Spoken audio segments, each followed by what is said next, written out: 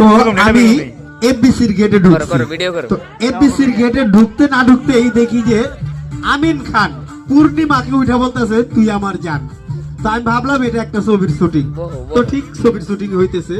তো একটু আগে বাইরা দেখি কতজনে মিলা খাইতেছিল ঝালমুড়ি মুড়ি ভর্তা। তো সেখানে দাঁড়া ছিল চিত্রনায়ক রিয়াজ, কাটতেছিল পেঁয়াজ।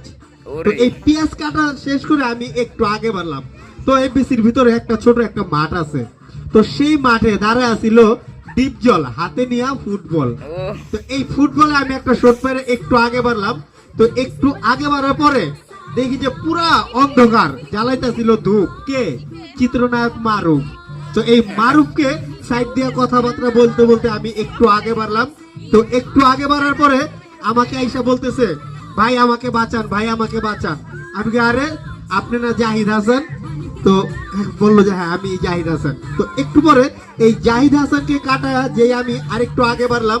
তো আমাকে বলতেছে যে এই তোর করবো সম্মান হানি। আমি বললাম আপনাকে, আমার চিনস না, আমি ওমর সানি। তো এই সানিকে কাটিয়ে আরেকটু পাশ কাটতে না কাটতে আরেকটু আগে বাড়লাম। তো এখন দেখি যে এই আরেক লোক আগে বলতেছে এই তুই এখান থেকে যা। আমি কই আপনাকে, আমি সেই প্রেম গীতের গাঙ্গুয়া। তো আমি এখন বুঝলাম যে এইখানে আমারও বেশি কথা বলা যাবে না, একটু পরে বলবে।